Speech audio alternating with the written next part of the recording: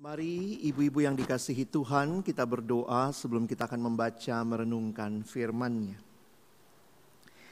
Kami datang di dalam ucapan syukur di hadapan-Mu ya Tuhan, terima kasih untuk kesempatan kami boleh bersama-sama memuji memuliakan nama-Mu dan tiba waktunya bagi kami untuk membuka firman-Mu ya Tuhan. Kami mohon ketika kami membuka firman-Mu, bukalah juga hati kami. Jadikanlah hati kami seperti tanah yang baik, supaya ketika benih firman-Mu ditaburkan itu boleh sungguh-sungguh berakar, bertumbuh, dan juga berbuah nyata di dalam kehidupan kami.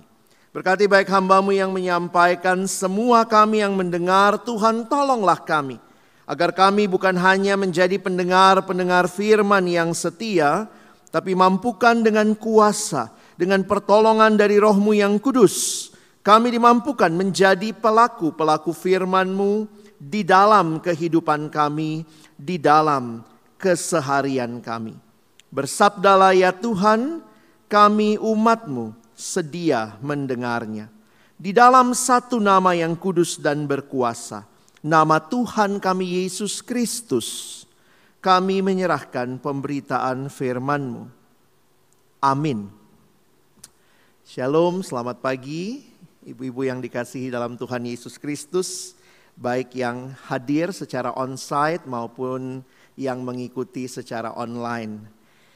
Pagi hari ini topik tentang doa, ini topik yang satu sisi begitu natural, begitu alami.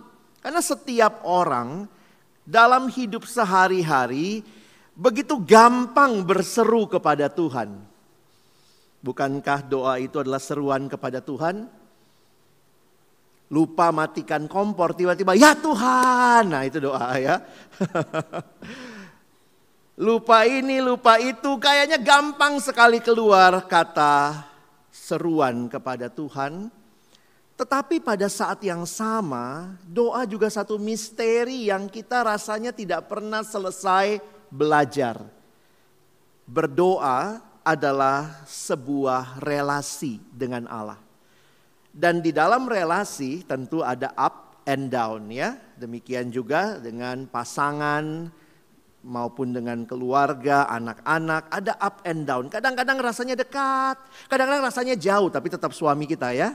Kalau ibu-ibu bicara dengan pasangan ya, itu perasaan itu akan ada, dan ini jadi bagian yang saya harap kita mengerti doa bukan sebagai sebuah ritual belaka.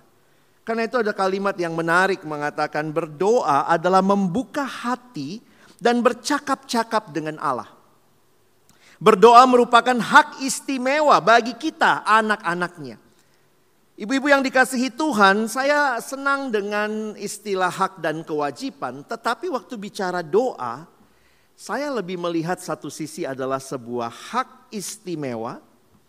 Dan mari kita lihat dalam kaitan ini, saya mungkin lebih senang menggunakan istilah disiplin rohani. Disiplin rohani beda dengan kewajiban rohani. Kewajiban itu faktornya dipaksa dari luar, sementara disiplin itu muncul dari dalam. Nah ini yang saya pikir kita perlu hayati. Saya pernah berkata kepada saya banyak pelayanan ke anak remaja ya. Mereka bilang, Koko saya malas doa kok. Kalau saya yang mewajibkan, anak sekarang pada gak suka diwajibin ya. Ayo mesti doa. Tapi saya menolong dia untuk menyadari. Saya bilang begini sederhana, kalau kamu gak doa yang rugi siapa? Tuhan atau kamu sendiri? Oh iya ya kok, gue juga yang rugi. Lalu kemudian dia bilang, kok malas baca Alkitab. Kalau kita bilang nggak baca Alkitab, awas lo dikutuk Tuhan. Nah, ayo wajib baca Alkitab. Itu mungkin akan membuat mereka membaca tapi dengan ketakutan. Karena jadi kewajiban. Mungkin awalnya memang harus diwajibkan. Tetapi seiring berjalannya waktu dan pertumbuhan seseorang, sebaiknya kewajiban menjadi disiplin yang dia sadar dan dia lakukan.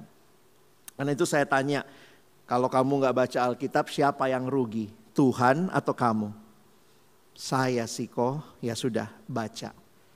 Nah ibu-ibu yang dikasihi Tuhan, doa itu adalah sebuah relasi di mana kita membuka hati kepada Allah karena Allah yang terlebih dahulu memberi akses itu. Melalui karya penebusan Kristus, Tuhan memberi akses, memberi hak bagi kita untuk datang kepada Dia. Di perjanjian lama, semua harus aksesnya lewat imam. Imam besar setahun sekali akan masuk ke ruang Maha Kudus, membawa persembahan, membawa doa umat. Umat datang melalui imam. Tetapi di perjanjian baru, Yesus Kristus imam besar kita telah masuk ke dalam ruang Maha Kudus itu satu kali untuk selamanya mempersembahkan dirinya. Kurban yang satu-satunya. Sehingga sekarang kita punya hak istimewa. Boleh datang kepada Dia kapan saja, dari mana saja. Di dalam roh, di dalam kebenaran. Nah sayangnya banyak orang yang merasakan doa sebagai sesuatu yang membosankan atau membebani. Sehingga mereka tidak bisa menikmati saat-saat berdoa. Belum lagi kalau tema hari ini ya. Kalau doanya gak dijawab-jawab. Kayaknya Tuhan terlambat. Delay. Kayak salah satu maskapai penerbangan yang tidak usah saya sebutkan namanya. Siap-siap aja delay kalau naik penerbangan itu. Kadang-kadang baru datang aja udah lihat ada kotak makanan. Oh bakal delay nih. Ya. Sehingga ibu-ibu yang dikasihi Tuhan, kalau kita mengerti doa sebagai relasi, maka kiranya kita mengertinya lebih dalam lagi daripada sekedar sebuah tradisi, sebuah ritual, atau bahkan hanya kewajiban, karena harus doa. Tidak sedikit orang yang menjadikan doa sebagai formula untuk memperoleh sesuatu yang dia mau, kesuksesan, kesembuhan. Jadi doa cuma kayak mantra ajaib. Karena itu saya kutip sebuah kalimat dalam buku Pendeta Yuso. Maaf kalau cukup kecil tapi semoga bisa terbaca ya. Doa Kristen bukanlah mantra yang dasarnya bukan relasi antar pribadi. Mantra itu begitu. Ya udah kita ngomong aja ya. Nggak tahu apa maknanya, nggak ada relasi antara saya dengan dia. Seperti nonton sulap ya. Nanti kemudian pesulapnya bilang, ayo semua bilang sim, salabim, abra, kadabra. Saya mau tanya, ada bapak ibu-ibu yang tahu apa itu sim, salabim? Nggak tahu ya. Abra, kadabra, teman kalau disuruh ngomong, ngomong aja. Karena begitu ngomong satu kali nanti keluar rabbit, keluar bunga. Mantra tanpa relasi. Sementara kalau kita bicara tentang doa, doa Kristen bersifat pribadi, bersifat interaktif. Bukan hanya kita ngomong kepada Allah, tetapi Allah bicara kepada kita. Di dalamnya ada interaksi antara kehendak Allah dan kehendak manusia. Nah, Alkitab mengajarkan doa bukanlah sekadar aktivitas tanpa makna atau mantra untuk mendapatkan sesuatu yang kita inginkan. Doa adalah sarana untuk berkomunikasi dan membangun relasi dengan Allah. Maaf, saya mungkin lebih banyak bicara doanya daripada bicara delay-nya. Kenapa? Karena prinsipnya doanya dulu. Kalau kita disuruh tunggu oleh seorang pribadi yang kita tahu, dia kenal kita. Dia tahu pergumulan kita. Dia tahu yang terbaik buat kita. Dia tahu kehendaknya harus terjadi dalam hidup kita. Sebenarnya kalau kita sudah paham itu, disuruh tunggu pun rela ya. Yang paling gak enak itu kalau kita harus nunggu tanpa kejelasan. Ibu-ibu mungkin pernah lihat ya, kalau umurnya rata-rata nih kita pernah atau ibu-ibu pasti ngalamin. Dulu itu lampu merah gak ada detiknya. Lalu kemudian secara psikologis ya ketika kepolisian, banyak orang-orang psikologi juga masuk ya. Kemudian lampu merah itu dikasih detik menunggu ya. Zaman dulu kita yang ngitung sendiri kan, nggak tahu kapan. Tapi karena ada nunggunya dan itu kalau ibu-ibu perhatikan dulu nggak ada, sekarang sudah ada. Sehingga waktu nunggu kadang-kadang ya sempet-sempetin buka HP bentar ya gitu ya. Tapi itu detik itu membuat kita pasti saya nggak merah terus, bener nggak? Kalau kita punya keyakinan bahwa doa ini adalah sebuah relasi dengan seorang pribadi yang tahu segala sesuatu yang punya makna yang indah, maksud yang indah buat hidup kita. Sebenarnya tema hari ini udah selesai ya. Delay is something yang pasti punya meaning. Meaningnya apa nanti kita lihat di akhir ya. Tapi saya ingin mengajak kita masuk ke dalam relasi pribadi dengan Tuhan yang jangan-jangan. Kalau kita sering kali komplain Tuhan delay. Jangan-jangan kita pikir Tuhan kayak mesin ATM. Saya tekan harus dapat. God is only like vending machine. Pernah lihat itu mesin yang bikin kopi, tekan ini keluar apa, tekan apa, itu banyak ya mesin. Jadi kita pikir itu bukan, kita nggak punya relasi sama mesin itu.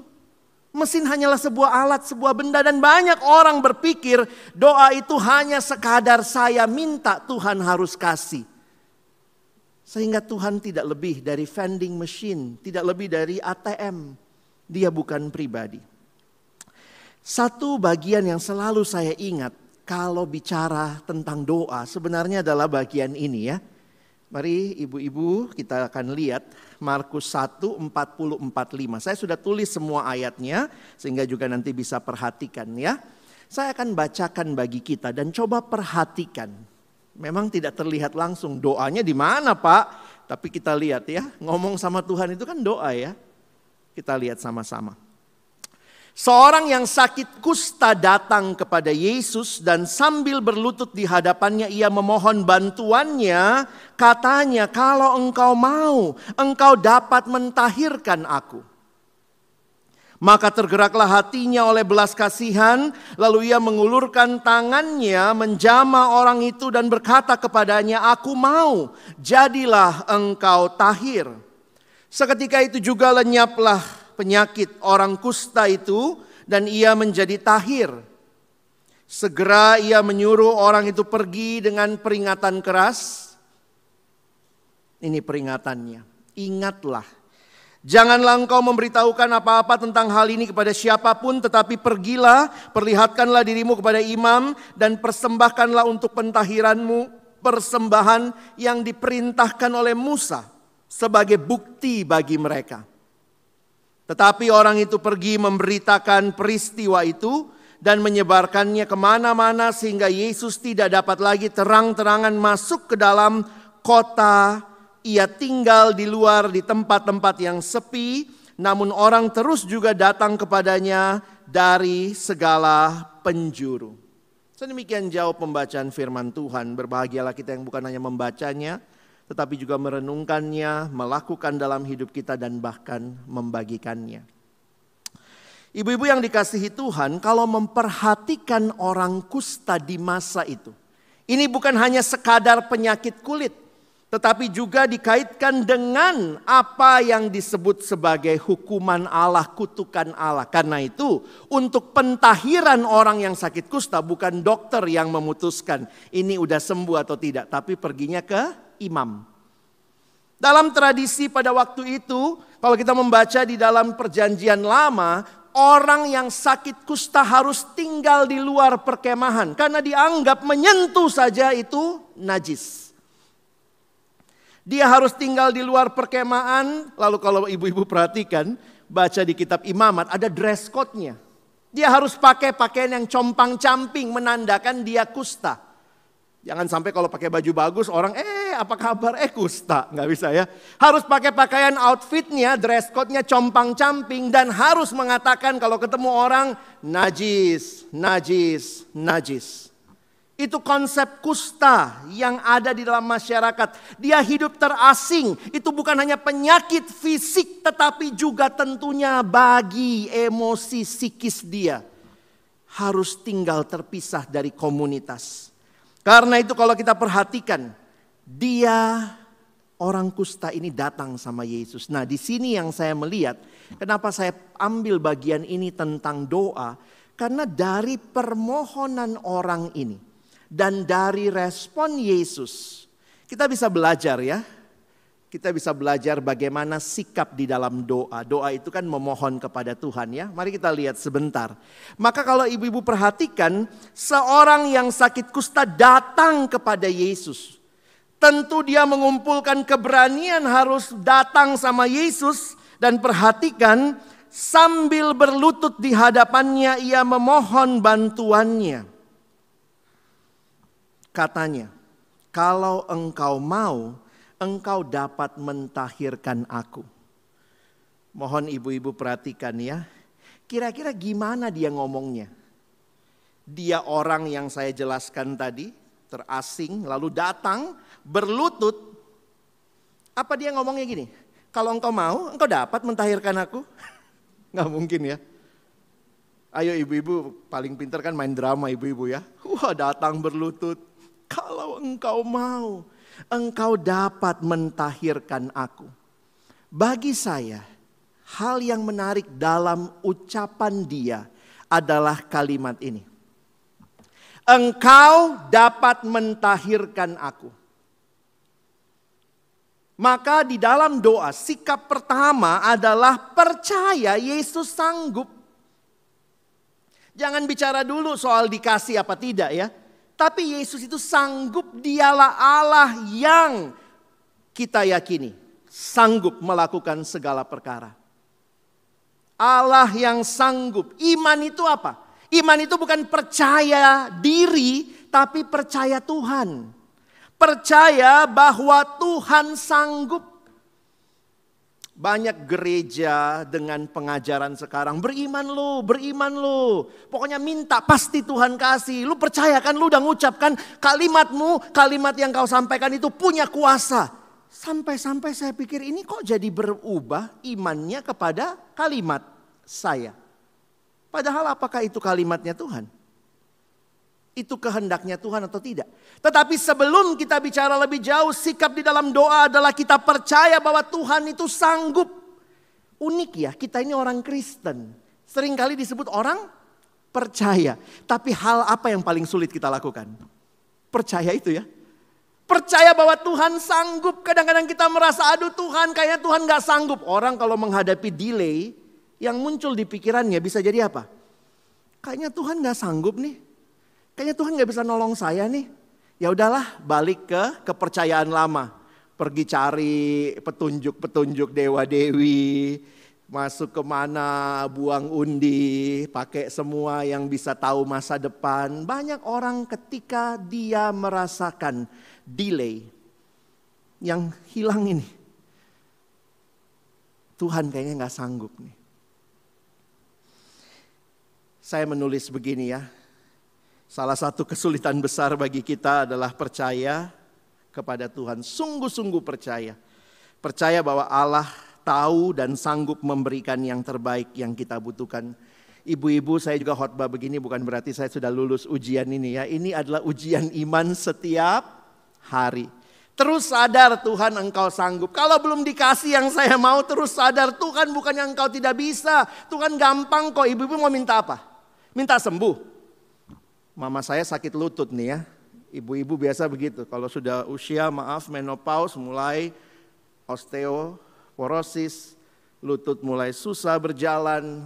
Kadang-kadang kalau Tuhan sanggup gak sembuhin? Oh sanggup. Bisa gak langsung? Oh bisa. Apa susahnya dia Allah yang sanggup?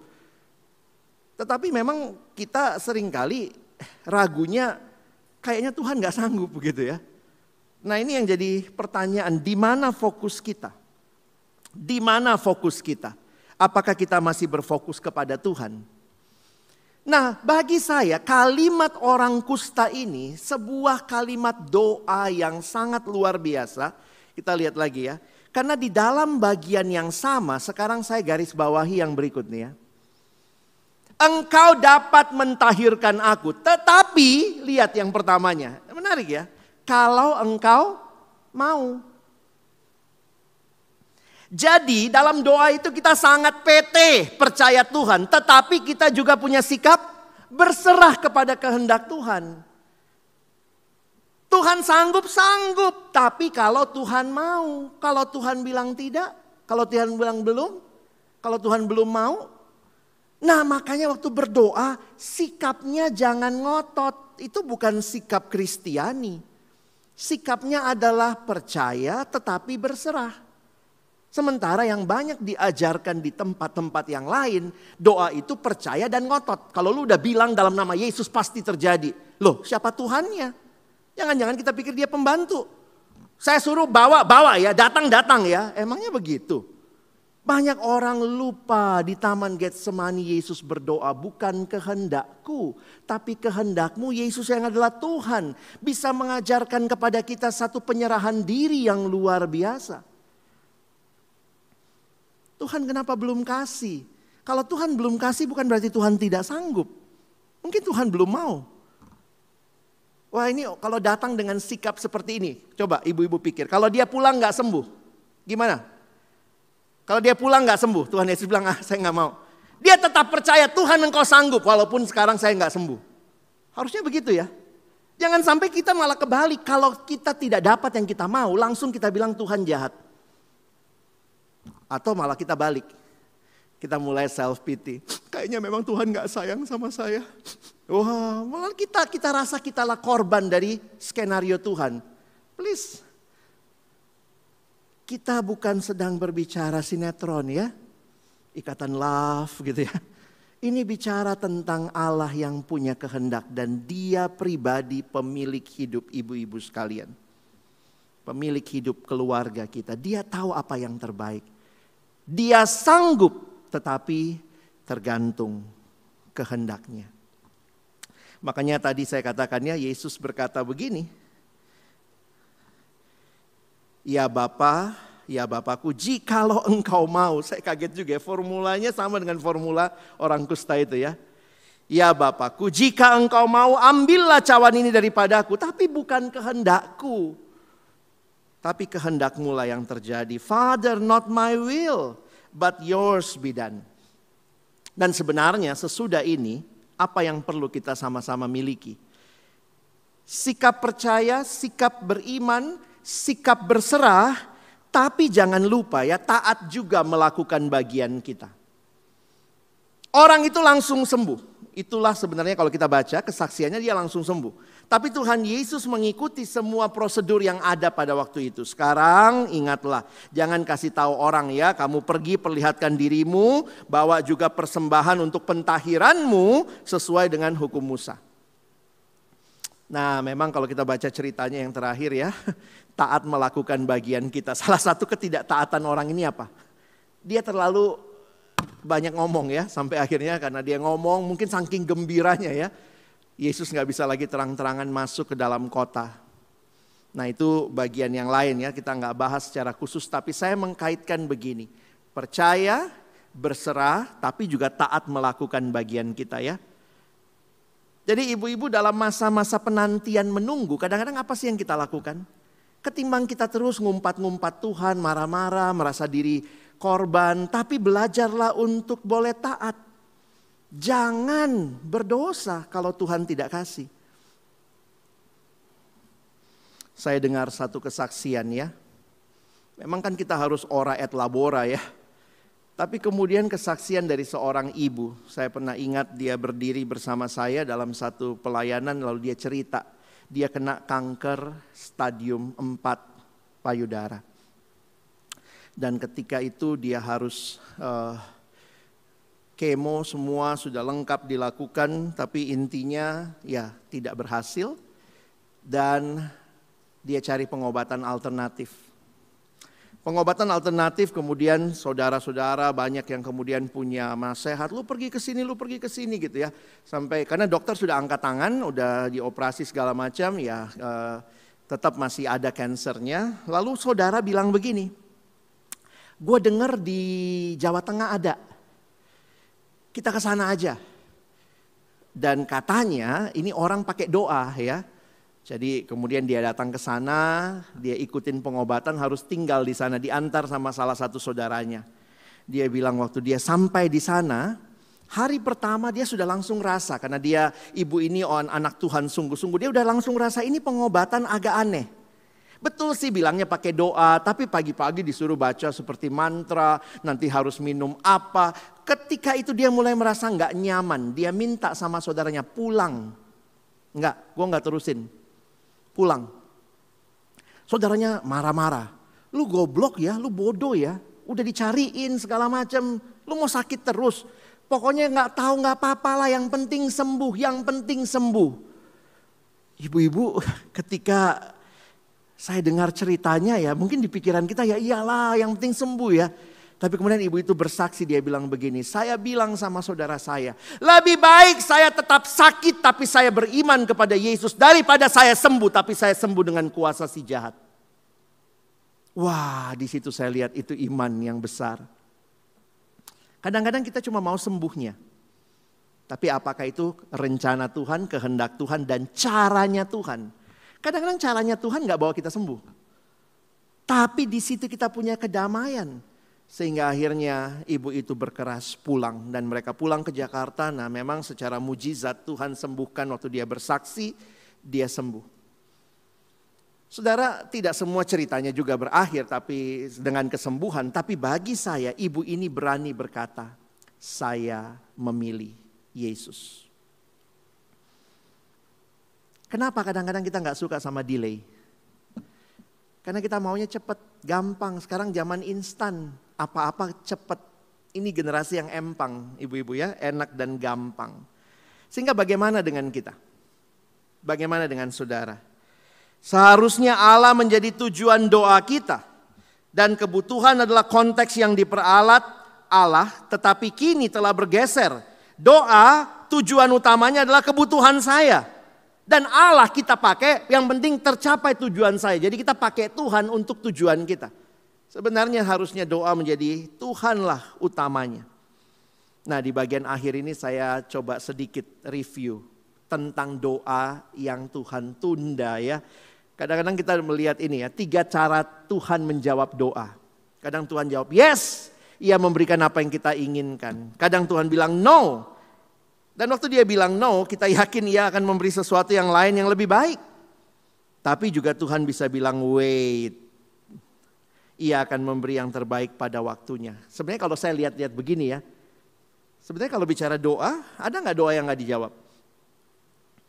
Kalaupun jawabannya tidak, itu kan berarti dijawab kan? Jadi kalau ibu-ibu ditanya, ada gak doa yang tidak dijawab? Gak ada. Saya sih sepakat dengan pendeta Timothy Keller. Ini kalimat dia, there is no unanswered prayer. Gak ada doa yang gak dijawab. Karena Tuhan itu mendengar, Dia tahu hati kita, keinginan kita, dan meresponinya sesuai kebutuhan kita di dalam cara yang melampaui hikmat kita.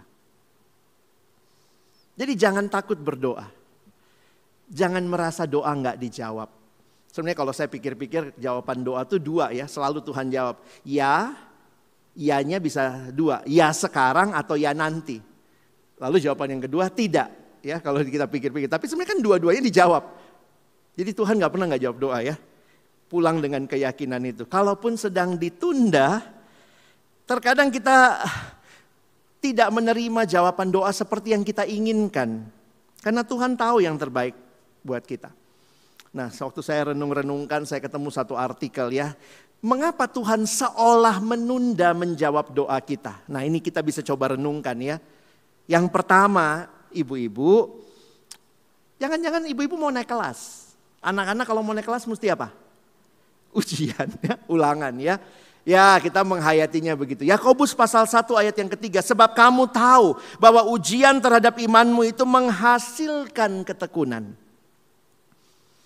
Ibu-ibu yang pernah ditunda Allah jawab doanya. Mungkin ibu-ibu akan lebih kuat lagi imannya, bahkan bisa bersaksi.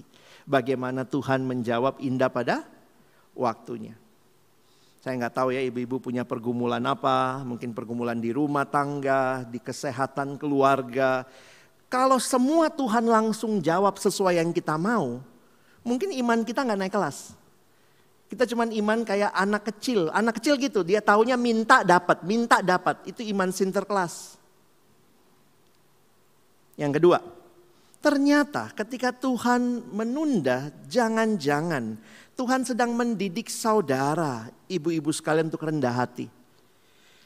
Yakobus 4 ayat 6, tetapi kasih karunia yang dianugerahkan kepada kita lebih besar daripada itu. Karena itu ia katakan, Allah menentang orang yang congkak tetapi mengasihani orang yang rendah hati. Perhatikan Yakobus 4 ini, kalau lihat ayat pertamanya sampai ayat yang ketiga itu konteksnya doa. Nah ini ayat 6-nya. Tuhan sedang didik kita rendah hati, jangan sombong. Jangan-jangan kita merasa kita Tuhannya. Kadang Tuhan tunda untuk membawa kita lebih rendah hati. Ketika papa saya sakit, almarhum papa saya, sebenarnya dia kena kanker, tapi kankernya sembuh pada akhirnya ya, meninggalnya sebenarnya lebih banyak karena demensia. Dan waktu itu waktu kena kanker saya sempat mikir ya, pikiran saya adalah apa? Saya ini hamba Tuhan, Tuhan saya udah serahkan masa muda saya, hidup saya. Kenapa begini papa saya? Jadi sebenarnya saya sombong. Rasanya kalau saya hamba Tuhan gak boleh dong keluarga saya kanker. Tuhan ngapa sih? Saya udah pelayanan, udah hidup saya berikan untuk Tuhan. Kok begini keluarga saya? Tuhan kayak mau ngomong, emangnya lu yang Tuhan? Saya sombong, saya kurang rendah hati. Dan ketika saya sampai pada titik, ya Tuhan, papa saya milikmu. Maka kalau Tuhan izinkan, bukan berarti saya hamba Tuhan, saya lebih tinggi dari jemaat biasa. Tapi saya dikasih kesempatan belajar rendah hati. Lalu kalau ingat, mungkin ibu-ibu pernah baca ya, hakim yang lalim dan janda yang terus menerus datang. Seringkali Tuhan izinkan penundaan supaya kita lebih punya kerinduan yang dalam ya. Coba kalau minta sekali langsung dikasih. Apakah memang benar-benar ibu-ibu minta itu? Kadang-kadang waktu belum dikasih, besoknya kita datang lagi minta. Waktu kita minta kita makin yakin, iya saya butuh banget ini. Nggak dikasih, besoknya datang lagi, masih minta hal yang sama. Berarti makin membuat kita punya kerinduan yang dalam terhadap permintaan itu. Iya benar Tuhan, saya butuh ini. Dan jangan-jangan juga dalam pergumulan kita Tuhan bilang bukan itu yang jawaban terbaik. Tapi ketika kita datang kepada Tuhan, itu menolong kita punya kerendahan hati. Yang terus menerus, kerinduan yang dalam. Berikutnya, ditunda, belum dikasih, itu membuat kita menghargai jawaban Tuhan. Coba kalau hari ini minta langsung dikasih. Begitu dapat, belum tentu menghargai ya. Sesuatu yang kita nantikan dengan sabar, maka ketika Tuhan menjawabnya kita akan semakin menghargai jawaban tersebut. Beberapa keluarga yang memohon kepada Tuhan dalam usaha meminta keturunan. Ketika lahir anaknya, banyak anaknya namanya Grace kalau perempuan ya. Karena ini anugerah kami tunggu sekian lama. Mungkin kalau anaknya baru married 2 minggu dapat langsung. Waktu lahir anaknya cari ya siapa bintang film Korea atau siapa ya. Namanya itulah ya.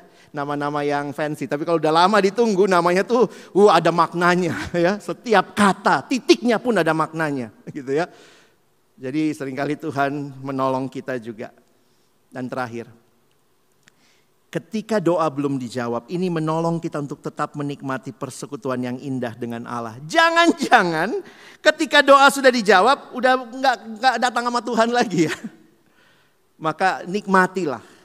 Ini saatnya kita datang kepada Tuhan. Ketika belum terjadi seperti yang kita minta, maka percayalah, Dia Allah yang peduli dengan hidup saudara. Dia Allah yang tidak pernah tertidur, tidak pernah tutup mata. Dia kenal kita satu per satu. Karena itu saya tutup dengan kalimat ini. Dari pendeta Timothy Keller, dia menulis buku tentang prayer.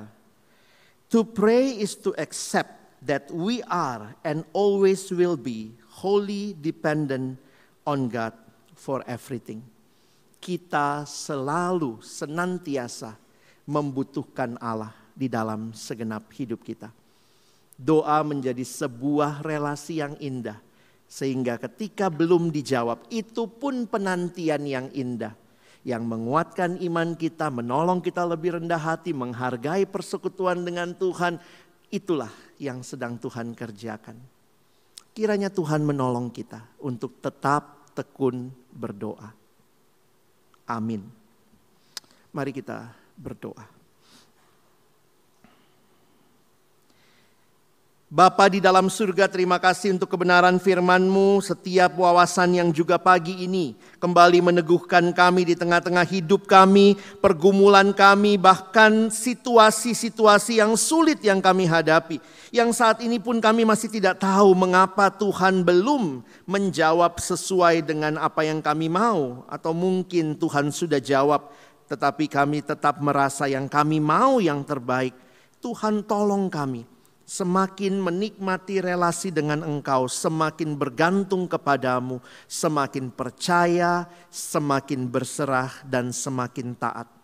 Tolong kami bukan hanya jadi pendengar firman yang setia, tapi sungguh boleh jadi pelaku-pelaku firman-Mu. Di dalam nama Yesus kami bersyukur, kami berdoa. Amin.